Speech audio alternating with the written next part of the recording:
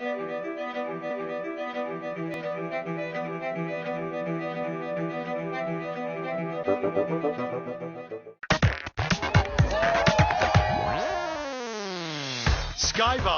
Iris, White, Pier 7. Nightclubs, especially on the roof, a Beirut speciality. They are among the bubbliest nightclubs anywhere in the world. A bit in English, a bit in French, a bit in Italian, and you hear, 10 languages being spoken on the rooftops. Yes, they're bringing more tourists than anything else, I'm sorry to say. But this is the reality of Beirut, and they are great. It's Thursday night, and Skybar is already pretty packed. I mean, It's places like this that are essential if Beirut wants to recapture its role as being the place to be in the Med.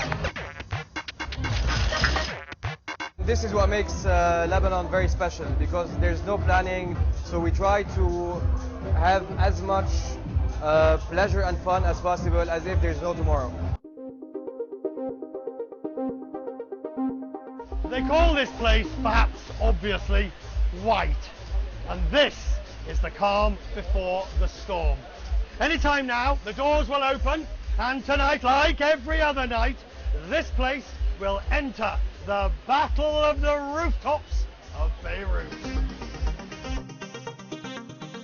There may be fewer tourists here because of the political instability, but worry not, the Beirutis party on.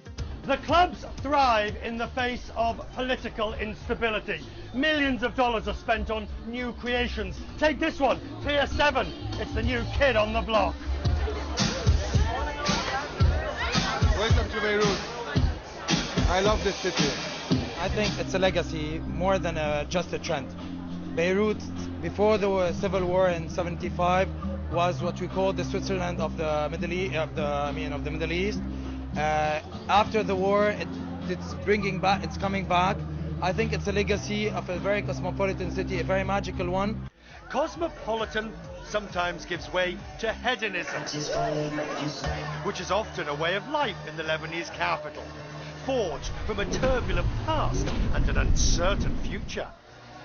This is where Beirut has put its sort of name on the map. Even when the war was happening, people wanted to kind of go out and, forget what was happening around them. The attitude here is sort of live for today and we worry about tomorrow. Behind these carefree parties is a wider mentality that filters through to the streets of the city. Ziad Kamel is part of the new generation of entrepreneurs who have learned from experience. Doing business in Beirut is about being ready for anything. Our first business opened its doors in July 8, 2006, and 4 days later was the Israeli war with Lebanon. So we had to shut down just after being open for 4 days and flee the country. You always have to be optimistic in Lebanon. You always have to be long-term thinking. You always have to think for the better day. The joie de vivre. The joie de vivre is our brand. It's also been put to us as meaning people live for today because they don't know what tomorrow will bring. There is an element of that, yes. After 30 years of civil war, we take our time and we enjoy life. We, the Lebanese, we understand that. It's part of our life now. And we're not worried. Far from being worried, they are celebrating this new partying reputation, which is bringing international stars like the American singer Kesha to the country. This is my first time here. I'm so excited to be here. Don't stop making party. I have watched CNN, so I naturally know that this part of the world there's been, a tumultuous past, but doing a little bit more research, I found out that it's actually very safe and is getting to be more and more well known for the nightclub life here. DJ, turn it up. I mean, they have this saying in Beirut, you live today because they don't know what tomorrow is going to bring. I love that. Yeah. I kind of live my life with that same sort of sentiment. That's kind of how I also perform my shows. I just go for it as hard as I can.